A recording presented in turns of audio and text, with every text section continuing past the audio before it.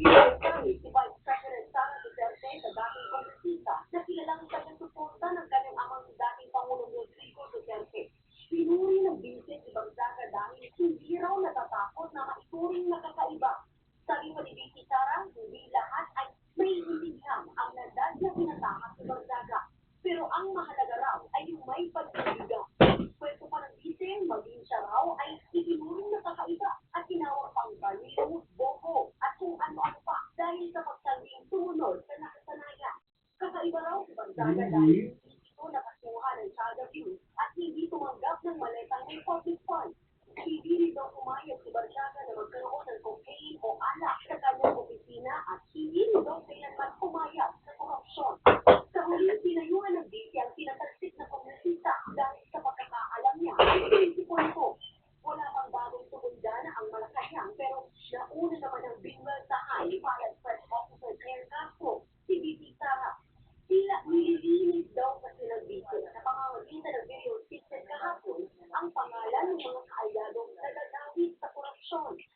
Nakikita natin kung paano ginagamit ang mga institusyon ng gobyerno at ang pera ng taong bayan laban sa anumang institusyon.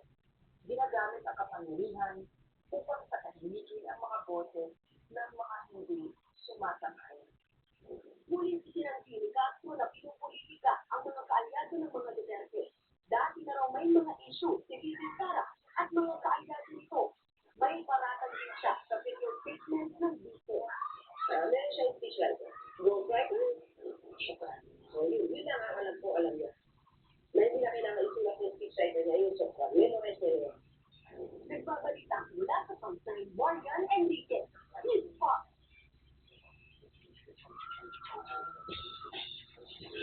Matapos ang matagumpay ng round 1 ang magkakaroon ng BMAX fight, United States Alex Ayala para sa round 2 ng Birmingham Open.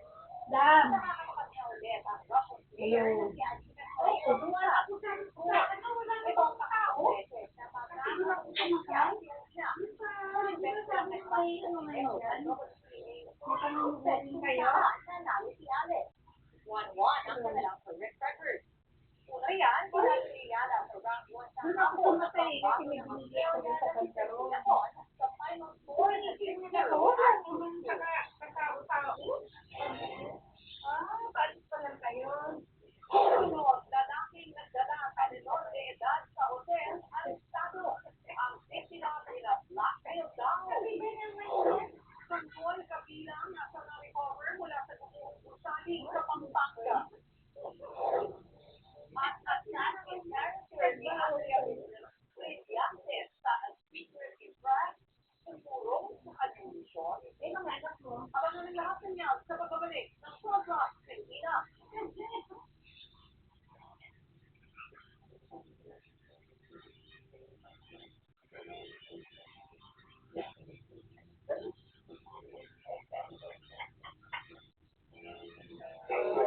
Ito ay hatid sa inyo ng DCSO, hindi ulo sa pagtulog.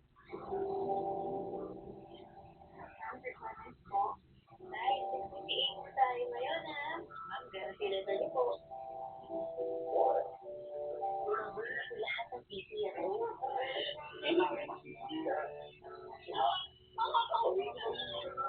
Ang player mo ay para sa life.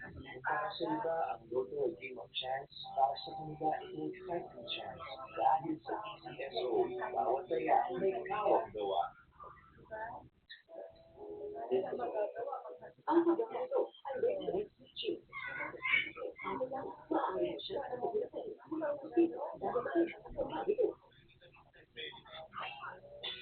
Hollywood at recent cream may up to 12-hour headache and day helpers or sleep walkers. Para lagi ready for station. Opo, hindi mo na ang isang na-joy lang pala. Everything is missing.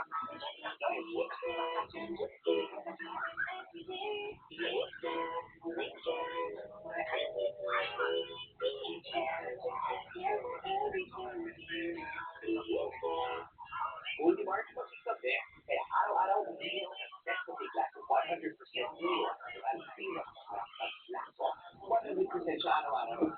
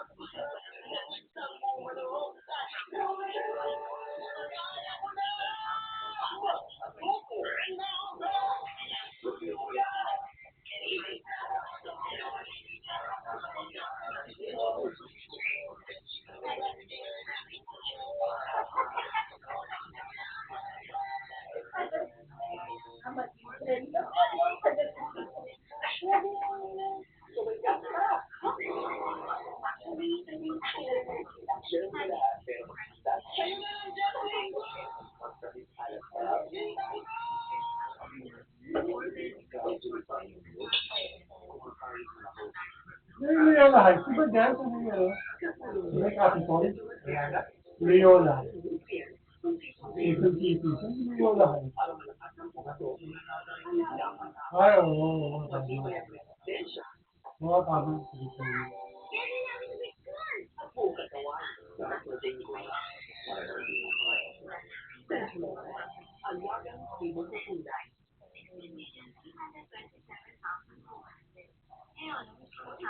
Eskwela na tayo sa School Uniform Gold sa mga bata niyan. TikTok sayawan with Mommy Chicky. Yan sa tabesa kasama ang mga bermuda. At sarap na 99 bonus chicken. Patuloy na ito ang good vibes sa Ako'y aking sa TV5. Di ba dati noon? Pinatayan ko yan ang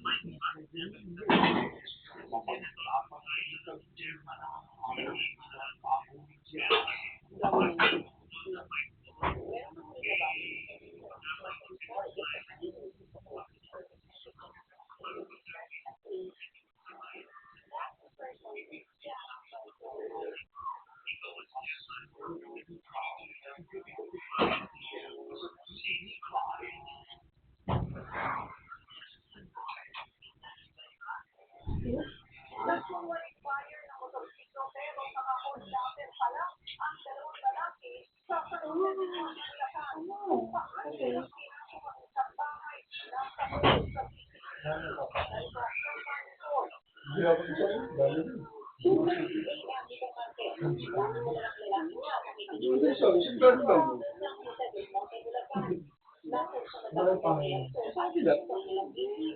nag-request pa sila ng tubig mula sa may-ari na agad namang kumuha. Pero nang iabot ng backhoe sa dalawang lalaki, biglang dito na nagdeklara ng kota. Sinuwenduhan ang may-ari ng motor at perdutahang pinasok ang bahay nito. Pagpasok sa bahay, pinadiretso niya ang biktima sa loob ng bahay sa pagsadya. Umakyat sa second floor ng bahay ang lalaki para hanapin ang iba pang kasama sa bahay. Habang ang kasama nito nakalipin ang nagbantay sa pintuan ng banyo. Maya-maya, bumaba ang mukha ng biktima at pumasok din sa CR. Ang hindi alam ng mga kawasan, may tao pa sa isang kwarto na hinabuksan ng suspect. Siguro na ito nagsusigaw para hindi na tulong. Nakatarantama o dapper at dali-dali silang sulipat. Kwento ng biktima na si Henry, nag-post siya sa Facebook na binibenta niyang motor at nag-message daw ang isa sa mga suspect. Nagtiwala naman ito agad at ibinigay ang address at cellphone number niya. Yung 5 PM, nag-contact na sila sa cellphone number ko. Sabi, sila na daw yung pupunta na daw po i-benta sa iba. I-delete na daw po yung post. Sabi nila, pupunta sila ng alas 8. Pero yung lumipas na yung alas 8, hindi na sila nagme-message at wala na rin update. So, akala ko bogus buyer lang. Natulog na po ako. Pero kapag ng boss ng madaling araw, naisip si Henry sa isang tawag na nagpakilalang buyer at sinasabing nasa labas na sila ng kanyang bahay. Sabi nila sa call, after pasensya na nag-delay kami sa pagpunta ng aksidente kasi sa kamulan. Pagkababa ko, konting usap na isin sila ng tubig. Tapos pag bigay ko sa kanila ng tubig, bigla na lang kami nagpupunta. Hindi napangay ang motor ng biktima pero nakuha ang cellphone ng kasama ni Henry, susi ng kanyang bahay at susi ng isa pang motor. Sinubukan din daw ang hingi ng pera ng mga suspect gamit ang messenger ng isa sa mga biktima. Mabuti na lang at agad nila itong napalitan ng password. Ibinost din niya ang CCTV sa Facebook group at maraming nakakilala sa suspect. Ang kasama nila na biktima rin daw. Agad din pinireport ni Henry sa pulis ang insidente at tukoy na ang pagkakakilanlan ng mga suspect na nakalimutan ang isang susi sa Entangay Motor. Patuloy ang manhunt ng otoridad sa mga suspect. Nagbabalita mula sa Frontline, Margie Mendoza, News 5. 4 na beses na dinala sa isang hotel ang ilalay ang 14 anyos na babae sa Cavite. Tinatapos daw ang galasita na ipakakalat ang masisena nilang video kung hindi siya sasama sa suspect.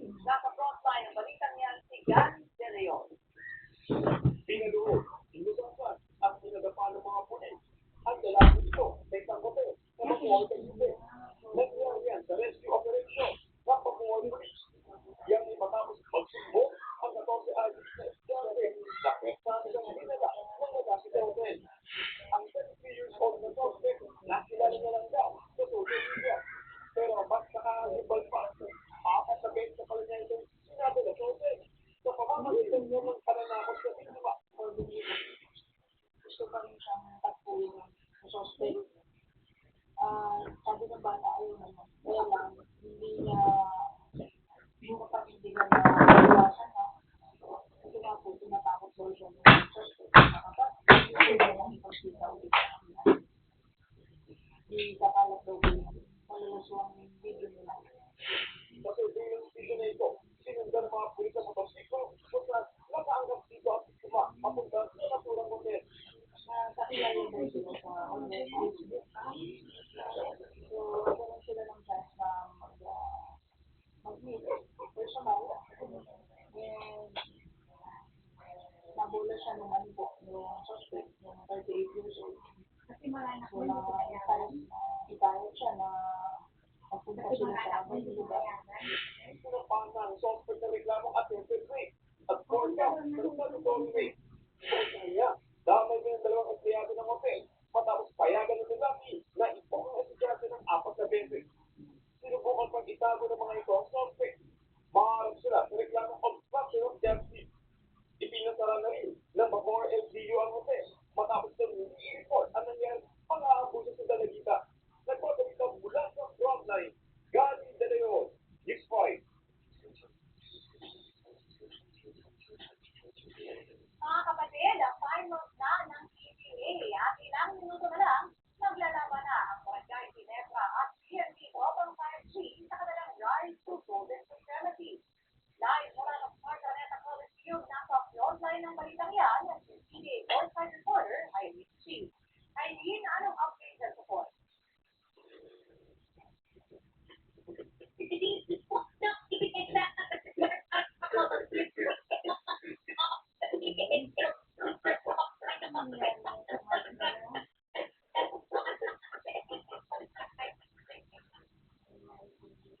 Babalikan natin mamaya-maya lang si TVI All-Side Reporter, Eileen C.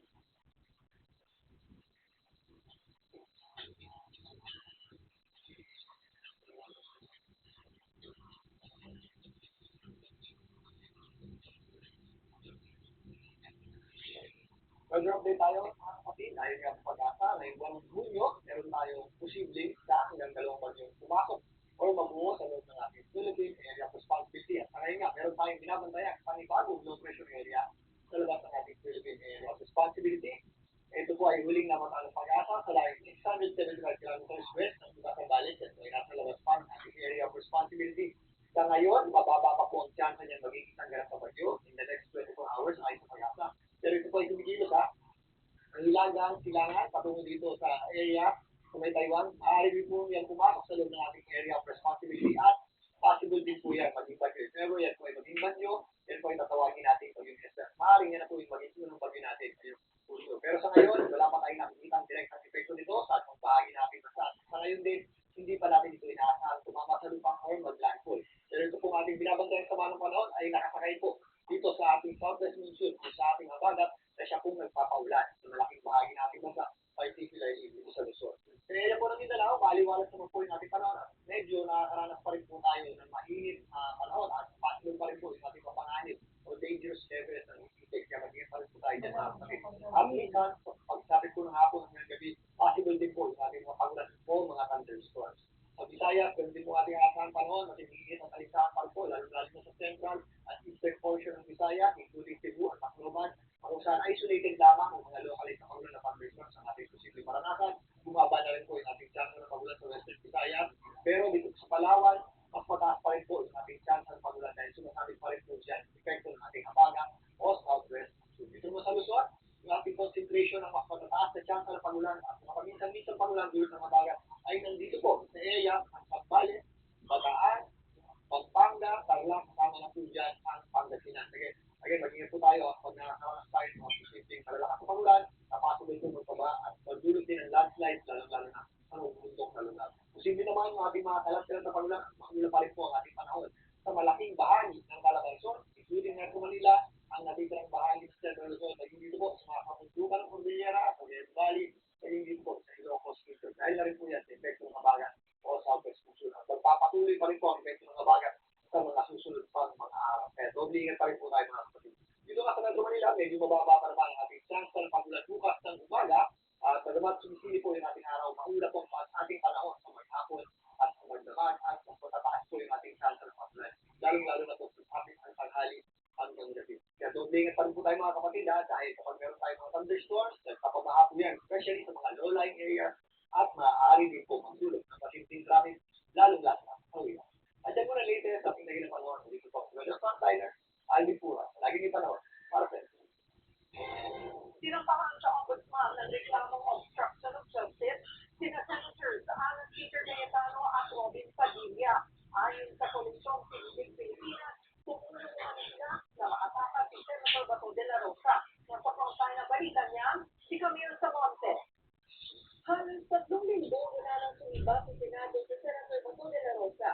Nagtungo ngayong araw sa Office of the Ombudsman ang Koalisyong Sinisig Pilipinas para maghain ng reklamong obstruction of justice laban kay Senate President Alan Peter Cayetano, Senator Robin Padilla at Senadong Senator Nathan R. sa Timao, Alaska. Kaugnayan ng umano'y pagpulong nila para makatakas sa Senado kay De La Rosa at hindi ma-isisi ang warrant of arrest ng ICC.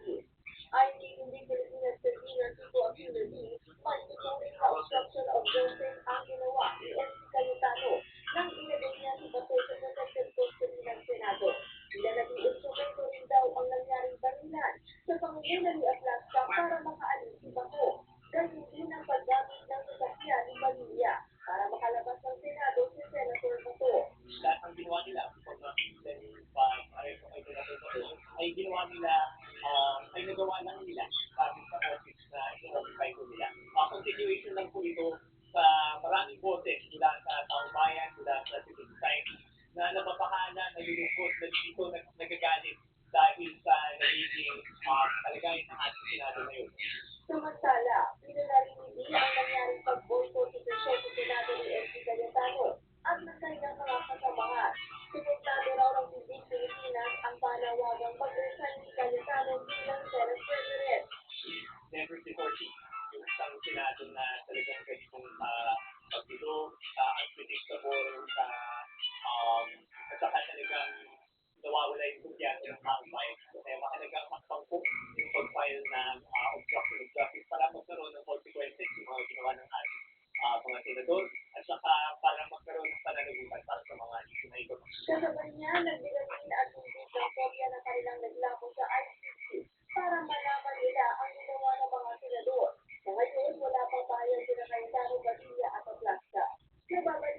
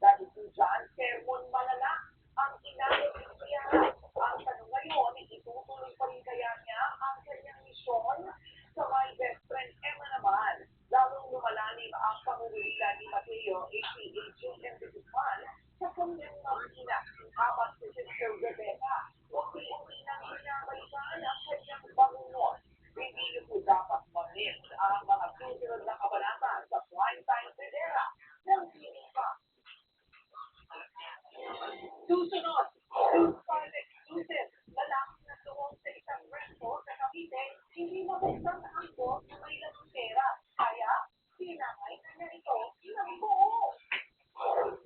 Mahalay na biro na isa panganaksak. Naging champion ng Pinoy singer na si Nati Unyosa.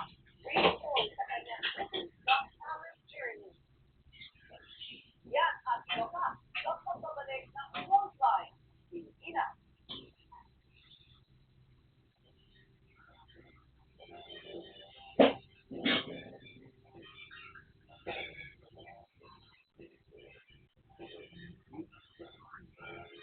Para sa mga lakas, kailangan ng HMB Daily that you can get with 50 eggs or drink Ensure Gold by HMB and triple protein that helps build muscle mass. Pro lahat, pro muscle, Ensure Gold. The family trial. Still a cat. Nakakamuhin sa bahay. Mag-whiskas para sa 100% complete and balanced nutrition. Love them with family, feed them like cats. This is where the best in the country group they belong. The Asian Development Tour, presented by Bingo Plus, brings you the Bingo Plus AEP Philippine Open, where local contenders become international talent. No shortcuts, no second chances, just the best of the best. Happening from June 17 to 20 at the prestigious Municipio Golf and Country Club in Bernal. Gambling for 21 years old and above only. Gambling can be addictive. No one to stop. Visit Responsible Gaming at Pancor.ph.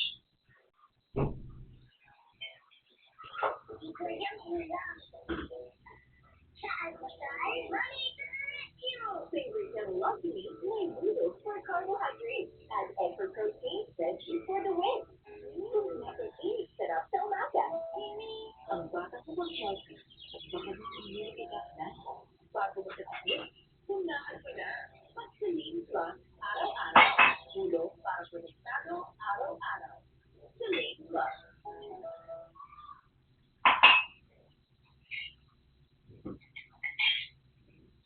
Bakit po natin yung pagprotektan yung kay Mateo? Dating kasi yung panahon na kailangan kong iwan ang responsibility ako bilang tagapamahalan na Panginoon. Mateo de Jesus. Kaya natin na dito ba? Natin si Kompleto na. Napunta rin sa sika. Kailan natin ang research siya regarding my job offer. Masusunod na natin ito yung hawak ng bagay ng next budget. Sa TV5,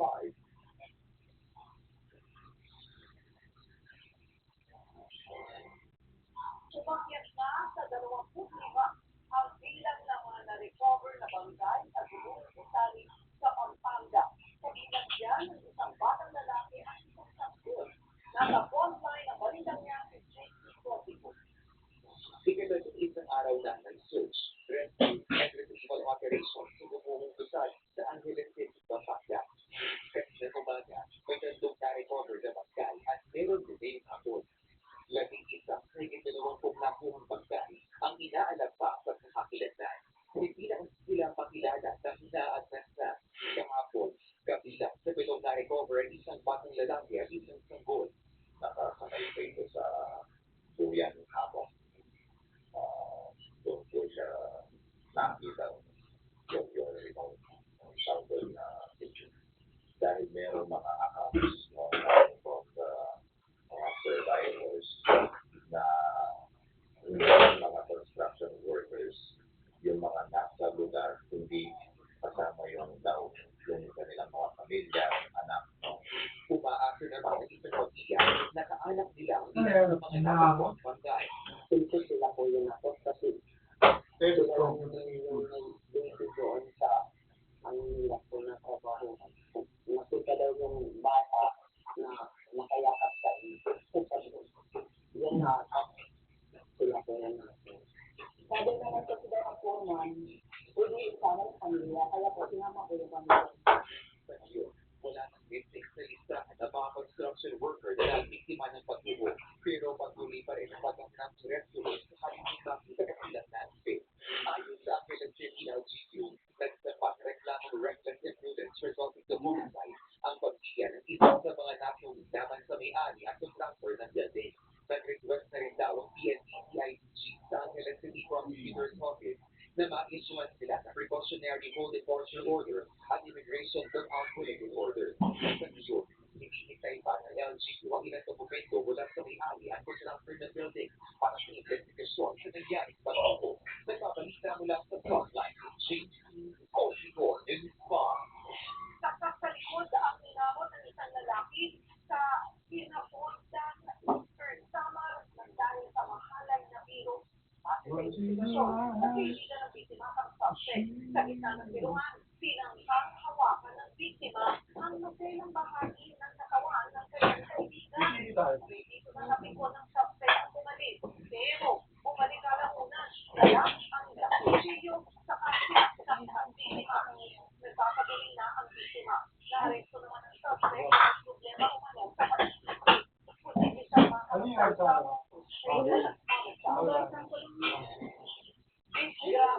ang kinamot ng isang rider sa Tagum City, Davao del Norte, nang dahil sa isang aso. Sa video, isang kumakaripas ng takbo isang aso, pero nasa umiyan ng parating na motorsiklo. Kaya ang rider sundin lang at umaligad sa kalsada. Biglang naman ang aso at ang rider. Sa Iloilo naman, isa ang nataya magdalo ang kritikal matapos bumangga ang sinasakyan nilang SUV sa poste. Biglas naman ang driver na bigla na lang daw na wala ng kontrol sa manibela na nagdidipunta. Sinapo mo yung ipin na, no? Ay, ano? Gata naman Ha? ang walong sa Pilingat? DPWH sa buwan. Yung 18? Matapos mabangga ng bus ang Ito? kanilang sasakyan. Sa lahat ng impact, Hindi kayo lang ito, ha? ang biktima. Nakatulong umano. Eh, kaya babalitan mo lang yung tapunin mo to, eh. Ba't di ko yun? Inanunsyo ng bagong Senate Blue Ribbon Committee Chairman na si Senator Erwin Tulfo na di muna tuloy ang nakaschedule sanang pagdinig bukas. Live mula sa Senado ng pagkakay ng balita niyan, si Mubang Journal Meribon Reyes. Meribon, may reaction na ba rito ang mga dating nasa Blue Ribbon Committee?